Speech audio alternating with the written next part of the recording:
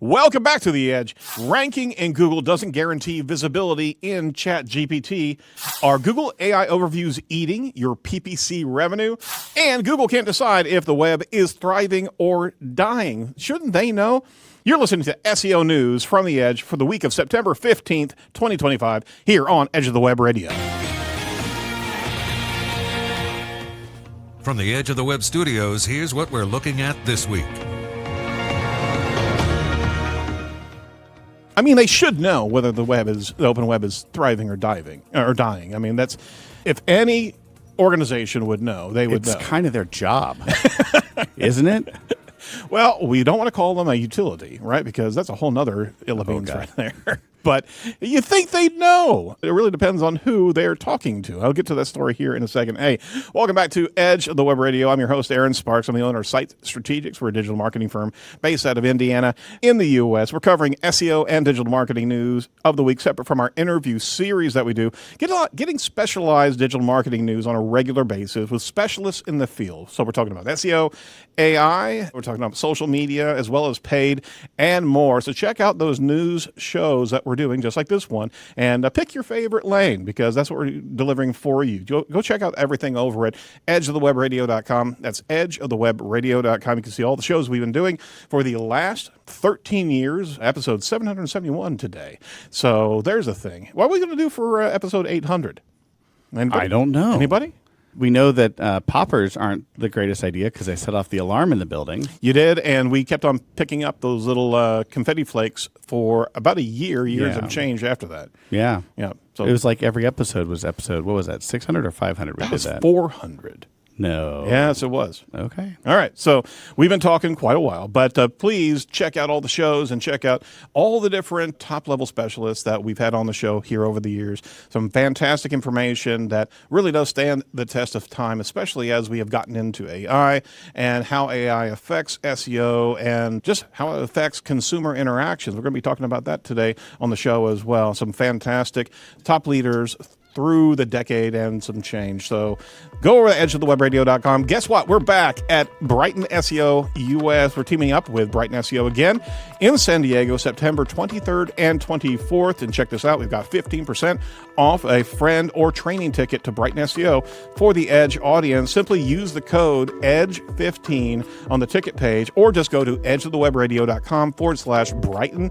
Great lineup of speakers, talks, and networking. Keynotes from Ross Simmons, Brittany Muller. Find out more over at Brighton SEO, or just click the link on the show notes. It'll take you right there. We're conducting a number of interviews while we're out there. We're roaming the halls, and hey, we're going to have some hats to give away, I think, as well. So come find us, and you'll be able to see the Edge logo someplace on us. But happy to be out there in Brighton a couple weeks from now. Proud to have Site Strategics as the title sponsor of this show. We're one of the top SEO companies here in the Midwest.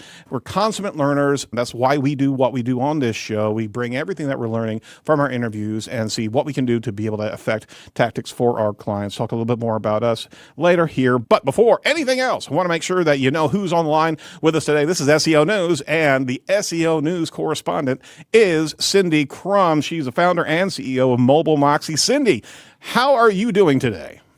Hello. I'm doing good. How are you? We're very good. Glad to have you. You've been traveling a bit. It's going to be traveling a bit. Where's your next stop along your travel journeys? So I just got back from Nashville and Local U, and next I'm headed to Munich for SEO Oktoberfest / the G50 Summit, which is fun. I won that event, or I tied for first place last year because it's a competition. So I'm hoping I can do well this year as also. Excellent. Hopefully. Any nuggets of knowledge from the Local U event that you just attended? The Local U event was fantastic. It was the biggest one so far. I talked about TikTok optimization, which is a new topic for me, but it was fun because I think social media is going to become more important for influencing AI. So I've been getting up to speed on all the socials, and actually I'm pretty sure my talk in Oktoberfest or at Oktoberfest is going to be about more different kinds of social media optimization. Very good. So we want to track you down where you're going. You're going to Munich. Anything else in the latter part of the year here? I can't think past one emergency at a time. So have to live through this next one, and then after. But you also share your presentations with everybody as well after those engagements, right? So we can always track you down, find your different. You had a great UFO presentation a while back, and we'll certainly link to Mobile Moxie and let us know if there's any other links that we want to be able to share in the show notes. Okay. Yeah, definitely. The UFO one was the one that won last year at Oktoberfest, and I usually try and put all my talks up on YouTube. So there's a whole channel of them. Rock and roll. Very good. All right. Let's dive into the news here. We got a lot to actually discuss from Search Engine Land. First one on the deck from Barry Swartz. Google expands AI mode beyond English. I was wondering if that was going to happen. Google AI mode now supports new languages beyond English. The new languages are Hindi, Indonesian, Japanese, Korean, and Brazilian Portuguese. And this comes on the tail of their announcement that they released AI mode to 180 countries and territories a couple of weeks ago. And that's what I was wondering about. Okay, well, all these countries have the language, but the AI mode's going to be firing off English in those countries. Well, they're catching up with themselves and getting some new language out there. Google said starting today, we're bringing AI mode, the most powerful AI search experience. And I want to make sure we hear that quote, the most powerful AI search experience, to 5 new target languages, like I just said before. Building a truly global search goes far beyond translation. It requires nuanced understanding of local information with the advanced multimodal and reasoning capabilities of our custom version of Gemini 2.5. In search, we've made huge strides in language understanding, and so most advanced AI search capabilities are locally relevant and useful in each language we support. That's a big stride. That's a big amount of work. The nuance of language is the cliff that search can really fall off of. And that's why they've been so careful as they would roll this out. And nuance is, by and large, the key component of actually understanding intent, right? So what do you say about this article? Is got to be a good thing here of them rolling out these new languages, but they've got a lot more languages to go after. What are your thoughts about AI mode first and then this language rollout? Yeah, I think, overall AI mode is interesting to play with. It's obviously evolving quite a bit and it's fun to play with. I don't think it's in its final state, but I do think Google is really eager to roll it out and get feedback from all the different users around the world so that they can get something that they can support and have good engagement with in all the different places. I think it's interesting that Google launched location separate from language. So they rolled it out in countries where it was supporting only English, even though that wasn't the primary language. That's just kind of an interesting logistical kind of decision. But what it tells us is that language and location are not intrinsically tied to the result. At least they weren't at first. And so to me, that speaks to the idea that Google, is doing its AI stuff in a language agnostic way, or defaulting to English and then translating that into whatever language it needs to.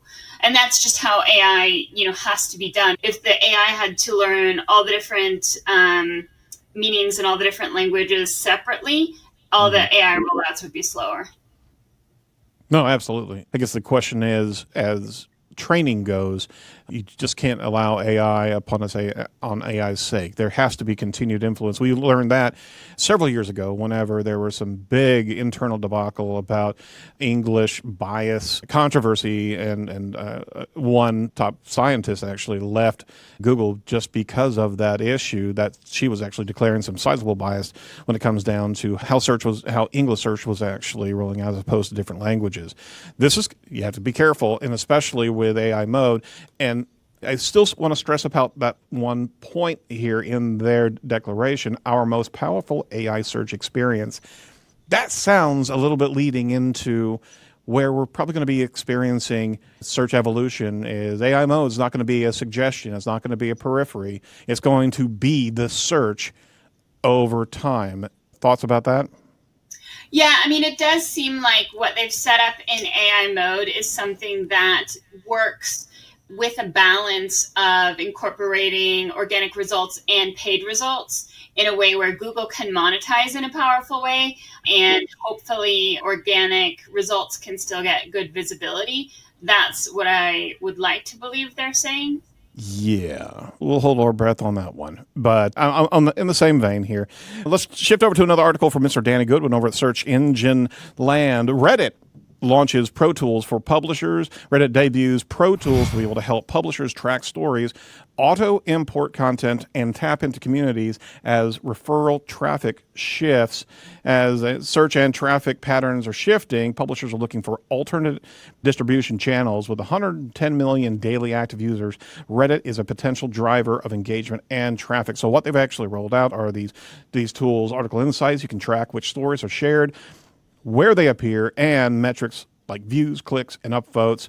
Auto import, you can actually sync RSS feeds to be able to make articles instantly shareable. That's really interesting, especially if you've got a podcast. No narcissism there. But community recommendations, AI-powered suggestions where stories might actually resonate. They've got a screenshot of the new tools there. That's early testing, says Danny, including The Atlantic, The Hill, NBC News, and Associated Press are all trying that out. Publishers in the alpha saw Reddit emerge as a top referral source, Reddit said. So I don't know how much experience you regularly have in Reddit, but this sounds like a powerful new step to be able to invest time and content and effort into a channel, because we are looking for diversification of visibility now that we're dealing with such a volatile search real estate. What's your take on that?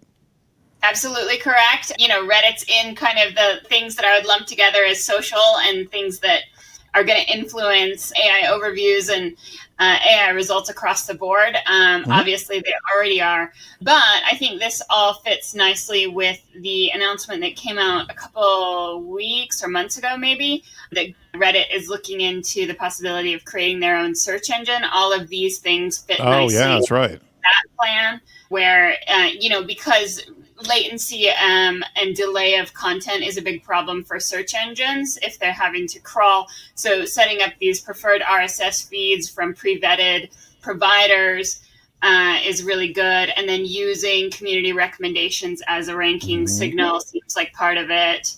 And then tracking the shares, also ranking signal. Yeah. Seems like those level of analytics probably should have been with Reddit a while back. But Reddit wasn't making that much money a while back, right? So well, they made $60 million off of just the API connection to Google, right? So now they have a little bit of things to play with. Before that. All right, hey, quick pivot, just to let you know about our title sponsor. This is Site Strategics, our firm. We've been rolling out this show for 13 years, continue to sponsor the show. Here's a question. How do you create authoritative subject matter expertise? We know Google's looking for. Learning from your client is always the place, but organizing a well-thought-through interview process is time-consuming and daunting. We've developed a SME interview process that's backed by our years of interviewing here at the show, as well as our own SEO research and buyer's journey persona definition. We can bring all this into play as almost like an SEO SWAT team for that intake process, either for your client or for your agency. We extract some incredible information, understanding the passion, the voice, and the subject matter expertise of the interviewees, and we put together a target series of key questions and goals for the interview. We work organically through that interview process, through some great conversations, and we can also deliver some curated content in the form of blog posts, social media, structured content, transcripts, and the like. All this from your untapped knowledge of your SME expert. So if you're interested in what we can do for you, just go over to edgethewebradio.com/site. We'd love to share some great successes that we've had over the years doing just this. So remember, it's not you, it's SME. I love that tagline. From CBS News. And there's a number of other junkets that had this information, but this one was one of the better rollout pieces there. A judge lets Google keep Chrome, but it says it must share search data with rivals. And that was all the news last week. We're catching up to it. A judge on Tuesday last week outlined the penalties Google must face to curb its power 1 year after finding the tech giant's search engine as an illegal monopoly. The judge allowed Google to keep its Chrome browser, but mandated that it shares its search data to rivals, and they've got to have a particular level. It's not going to be sharing it to everybody. There's so much ambiguity in there, but that was a 226-page decision from U.S. District Judge Amit Mehta in Washington, D.C., and it's going to have a ripple effect across the entire landscape of tech here. But one of the key moments, and there was a lot of commentary on this, Google got off pretty easy by being able to keep its Chrome browser. And why that's so important is that we also know from the DOJ articles that they are using a lot of user data through that Chrome experience. They're collecting all manners of user interaction with websites through that browser, and to be able to have that data pile still available to them is ensuring that there's still going to be a dominant force in search for a very long time. That was really surprising to the search community, but this shareability of content, they're not giving stipulation or shareability of search factors, or they're not giving stipulations on that. So that's a lot to actually be kind of inspecting as well, because it's not really defined what they're giving away. I think the most telling part of this is what was revealed in those DOJ documents. But before I get over there, what's your take on what just happened with Google? Yeah, I mean, I think that Google got off light on this one because the forced sale of Chrome would have been a huge debacle for them, would have been really catastrophic. Having to share their data, it will be interesting because, we don't know who's going to be policing that sharing of data and who's going to be verifying and vetting that it's actually being done and that it's all being shared appropriately and things like that. But it does fit with what the EU was saying about browsers. And so this kind of goes back to something that you mentioned a second ago, which is the EU says that browsers are a utility, like a public utility. Oh, yeah. And because they're a public utility, that's why they have to share the data. They can't hoard it for themselves. And so this ruling fits and is going to kind of force Google to be EU compliant, or at least closer to EU compliant. But again, not that it matters, because there's really no enforcement on any of this. No, there's not yet. They did also go after, and they're also allowing Google to continue paying devices like iOS devices like Apple to be able to be that preferred search engine, but they're also going to put some constraints on that payment. So that was also another win for them, that they weren't removed from that type of that ecosystem. So all things being equal, they were called a monopoly, but they didn't break up the monopoly. Right. Okay, well, there's that. Barry Schwartz did actually have a little bit of intake there just on some of the court-revealed documentation. Won't do this any degree of service, and he did mention that Marie Haynes really dove deep into a lot of the language in the documents here, but it was revealed how important user behavior is in their search criteria. We knew that. We knew that from the DOJ leaks last year. And it's a continued reveal of information there. So we're going to put that link in the show notes. A quick point here as I go through it. Page 152, in simple terms, user-side data is data that Google collects from the pairing of user query and the return response. It can also be thought of as a user interaction data or click and query data. Examples of such data include web link and vertical information the user clicks on, how long a user hovers over the link, and whether the user clicks back from the web page, and how quickly. The user interaction data is the raw material that Google uses to improve search services. I doubt that data is going to be the data that they're going to be sharing with other search engines. They're probably going to be looking at algorithmic, some simple breakout cul-de-sacs of algorithms that they've got. But this is the golden chalice here of understanding user performance, and we now know, year and some change, that this is really where they pivoted a lot of their search signals. Not entirely rank signals, but it is certainly understanding behavior signals, and that also goes into crux data inside of the Chrome browser itself. So lots of information in that 226-page document here. Any quick takes on some of that user data or anything that was being discovered there in those documents? Yeah, so the user data is Google's competitive advantage. And so this is why they definitely didn't want to give it away. And the, kind of next series of questions is, how does Google share this with other browsers? And are the other browsers ready to receive it? And the answer is probably no. They're probably not ready to receive it. It would need to come in through an API. And my guess is whatever browser data sharing is happening right now, if you figure out like what are the available endpoints, they're just not going to have everything that Google has, because Google's success has been in the deep level of tracking that they've been doing.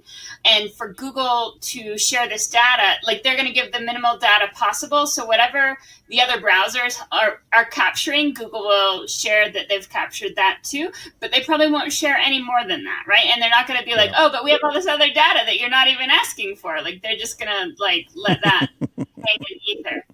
Yeah, absolutely. It's going to be very interesting to see what really does trickle out of Google and what type of insurance that the justice system actually has to make sure that they know what is really moving into play in these different search engines. I think it's probably going to be some milquetoast type of data that will satisfy on the surface some key concepts, but it's not going to get close to the competitive advantage that Google has with all of that user data as well as core algorithms. It's just there's no way for Google to actually release that.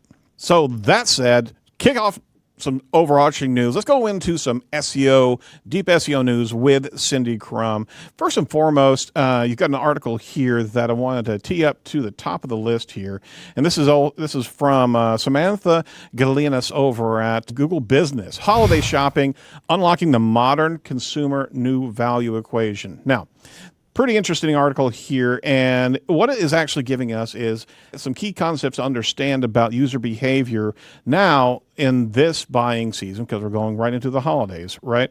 It also gives us a bit of a play track of what we should be going after from marketers to actually dig in and diversify some of our execution here. So check out the link in the show notes here. Modern consumers, kind of the overarching concept here, holiday shoppers are now engaging in simultaneous 4S behaviors: searching, streaming, scrolling, and shopping across multiple devices and platforms.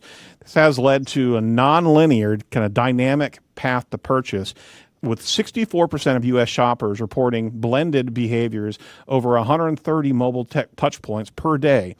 There's a sizable shift here that has been rising year over year over year.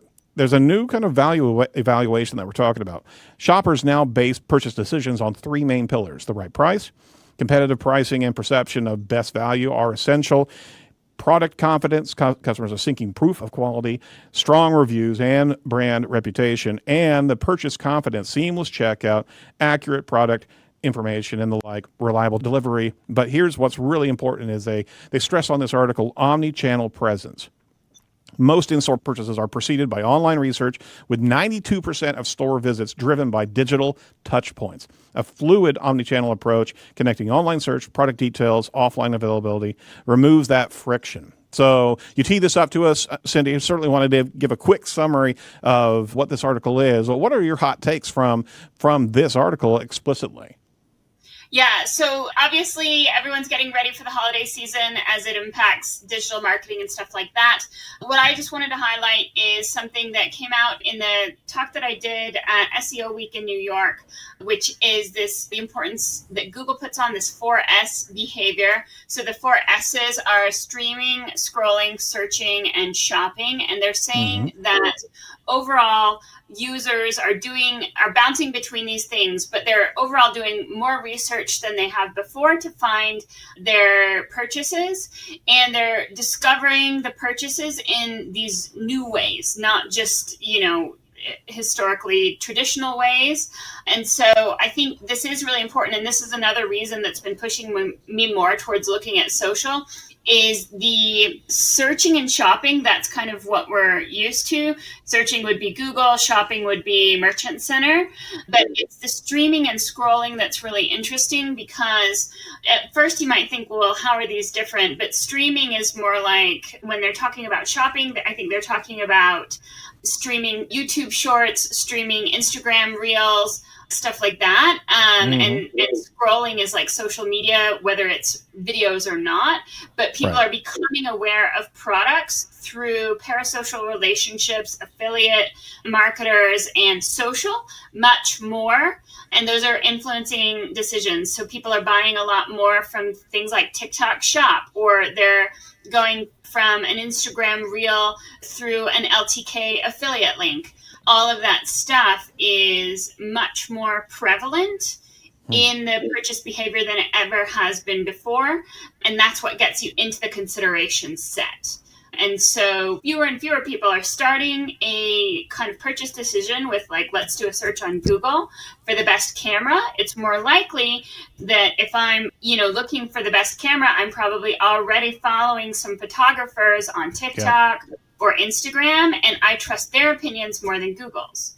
And so I'm going to go find out what camera they own, or if they have any, affiliate deals where they're promoting specific gear, and I'll probably trust them because I've seen, people feel very related with those parasocial relationships, even if they know that there's money and transaction happening in the background with affiliate links. Absolutely. We've been a proponent for omnichannel for the longest time, and understanding the kind of the equalizer bar of a consumer. They have so many different preferences. Everybody has their own kind of digital consumption fingerprint, and you've got to be hitting all those lanes to be able to meet those consumers wherever they are in that consumption lane.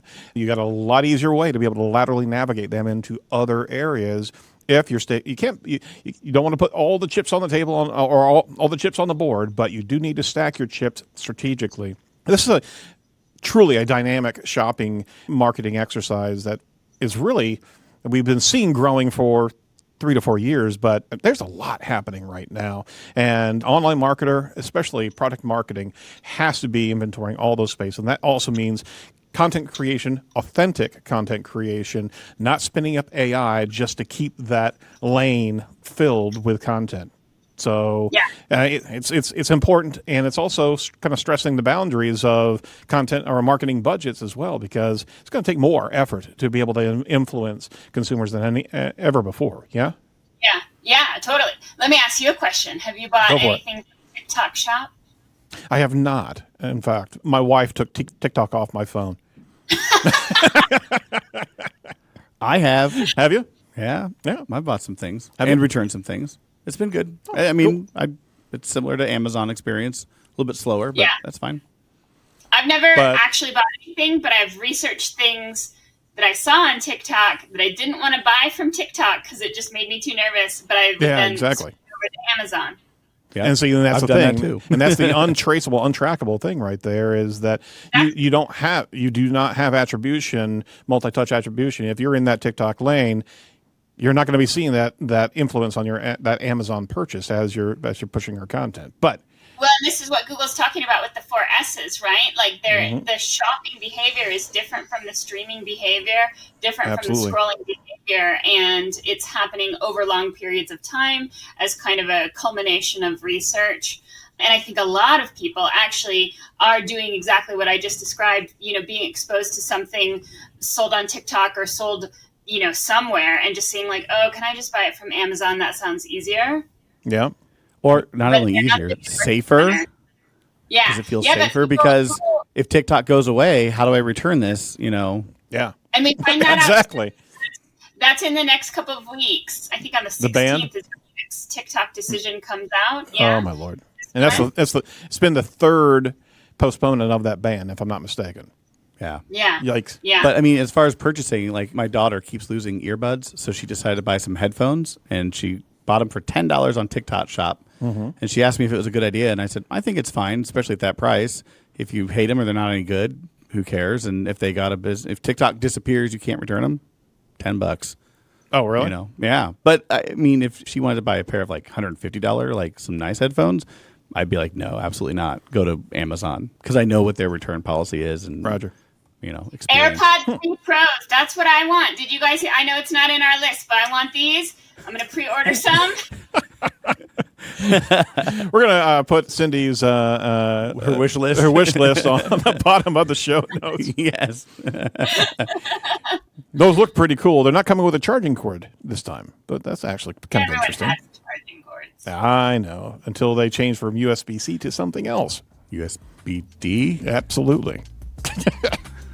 Just go down the alphabet, because they were always changing the cords up. Yeah. You know? Change it up real quick. I want to make sure that we give a shout out to our continued sponsor of the show. Inlinks is a fantastic sponsor of Edge of the Web. They've been with us for years. They also have a new offering that we're really excited about. It's called WAIKAY.io. What AI knows about you. Are you keeping up with what AI knows about you or your company? You can stay on top of it with facts from WAIKAY. It's a powerful tool to be able to discover exactly how AI talks about your brand to key customers and gives you ways to be able to improve it. You can benchmark your AI presence against your competitors, which is really cool. Reveal these key content opportunities, these gaps that you may actually have that your competitors are covering. It's a great strategy tool, and it gives you a really cool way of breaking down task lists of what you need to be writing. Again, it's still echolocation against your competitors, but this tool is actually understanding your content, understanding the content of the other sites, and then understanding what AI is actually reflecting back on these competitors.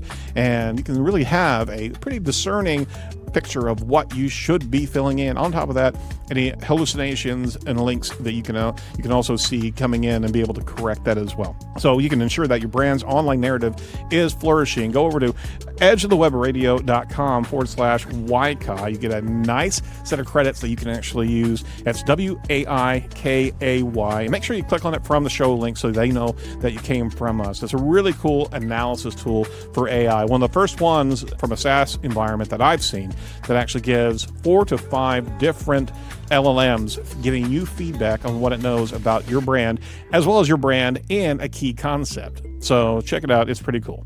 All right, I'm going to jump over to a couple quick articles before we have to let Cindy go. Jumping over to search engine land from Athena. Are Google AI overviews eating your PPC revenue? Some quick things to actually understand here. I think it's a paid article, but it was pretty intense. If AIO is changing the real estate here, right? It can disrupt organic search, but it can also disrupt your paid search. They revealed some new findings in a study there. AIO appears on your most valuable queries. They intercept attention, push ads down on the page, erode click-through rates. For advertisers, that means the revenue leakage, even when ads are positioned well. And we understand the real estate is changing. The AIO challenge here is pain points every PPC teams are facing when AIO dominates high-valued queries. The ripple effect across every metric truly does matter. If you can still get impressions, but your CTRs can decline, meaning fewer and fewer clicks, ultimately less revenue. So they have some key insights into some hidden opportunities in categories where AI overviews penetration is low.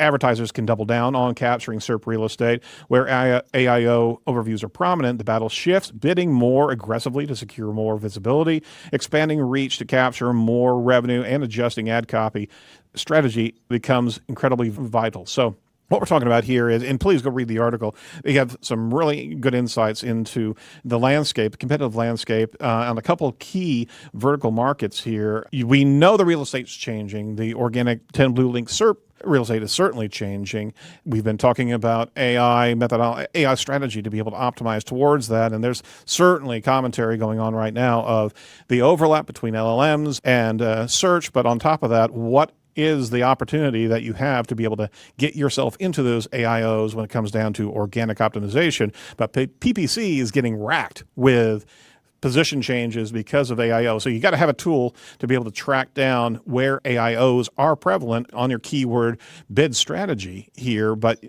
that means that you have to go further and further off reservation to be able to understand the ecosystem that you're actually trying to affect. And there's a lot of tools out there that are giving us better and better reconnaissance of where AIOs are consistent. Still a good deal fluid, but you have to be mindful of your approach because you could be bidding incorrectly, you could be losing ground regularly if you don't adjust your bid strategy. Cindy brought this article to me. Any key insights that you wanted to actually bring to bear on that? Yeah, I just think it's really important for us to always, if we're in the organic side of the house, make sure we know what's going on with PPC.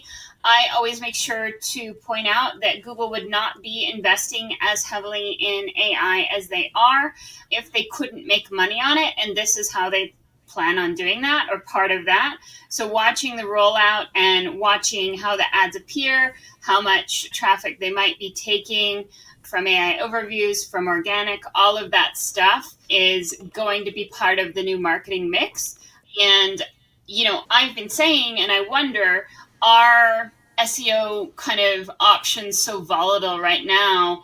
And is that pushing people kind of in a subconscious way towards paid, which is a bit more predictable and reliable? Don't know, Right. but I Right. wouldn't doubt it. No, I would agree with that. And I think the optimum opportunity, we talked to Barry Adams last week, talking about when paid starts getting into AI mode, there's going to be a much greater insistence from Google of using AI mode.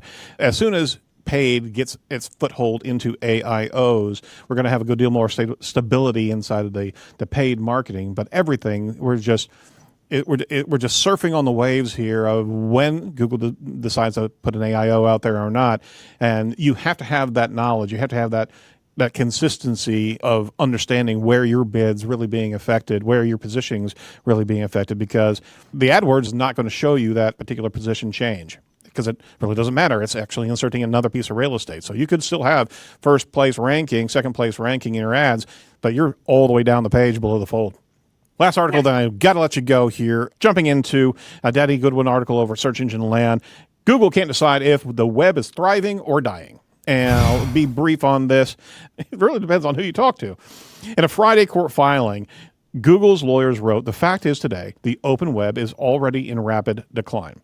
The line directly contradicts what Google executives and representatives have been saying for months. So CEO Sundar Pichai, on a May article in The Verge, he said, "When we crawl, we look at the number of web pages available to us. The number has gone up by 45% in the last 2 years alone. I think people are producing a lot of content, and I see a lot of consumers consuming a lot of content." Nick Fox, VP of Search, said in May, "From our point of view, the web is thriving." John Mueller, search advocate, said, "Finding a balance is hard. There's so much hype, but so many folks are trying to make sites more visible in AI. It's clear the web is thriving." Yet, in court, Google saying that the web is already collapsing, all to further its argument against being forced to divest its ad business. Guess what? Depends on who you talk to or who you're actually talking to, right? So if they're positioning themselves in front of the court, how can you tell us to actually divest our properties if our inventory is waning? However, if they're talking to their stockholders, they are giving, in the quarterly reports, are giving some really positive numbers. It's very odd how the message changes. Cindy, how do we make sense of this? That Google is craven. I don't know. They'll say what they need to say to convince who they need to convince of whatever reality they're going for. This is why we need more accountability and why we need more oversight, because we're trusting Google to represent a reality that most of us have no way of knowing. And so, they're changing the way they're reporting on it. They're not an accurate narrator. No, so they're they just saying not. So maybe, I don't know if there's anything else to read into it. It's just that they're not except reliable. for the sheer fact, exactly. The sheer fact is that you're never going to get the full truth if monetization is in the back pocket and legal proceedings are in their back pocket as well. They've got to spin whatever they got to spin here. Hate to say that, but it's our job to diversify. Convince the courts not to break them up. Like, I think this is all Right. part of that long-term story of don't break us up because our job is hard and you like our stuff. Absolutely. Just wanted to punctuate that because you're never going to be able to get the full story or even maybe the trustworthy story from Google. It really depends on context. Who are they actually talking to? Right? It looked like in the article, the web isn't collapsing. It looks like maybe web advertising is. If people are shifting their money to more traditional old sources. So don't break us up. Don't take our ad revenue. Right. Right. But it's weird that they would say the web is collapsing. Yeah. But Well, gotta do what you gotta do. Gotta do. And we got to let Cindy go here. Thank you so much for your time today, Cindy. Certainly relish the time and would love to have you back around for another round of SEO News. Certainly are going to give our listeners the wish list link on the show notes so we can get you those Apple, those AirPod 3s. Any final notes? We certainly want anybody who's listening, go check out Mobile Moxie. Do you have anything going on your site or your organization that you want to promote before you cut out? We are about to launch Amazon tracking because it's part of the 4 S's. So we're going to launch Amazon tracking in our tools, and you can see what is showing up for certain search results and track your own products and how they look over time and stuff like that. It's not out yet, but it's happening soon. Very cool. Thank you so much. It's always great to see you, and hopefully we'll catch up in a conference here soon. Thank you so much. Bye. All right. Bye-bye. Take care.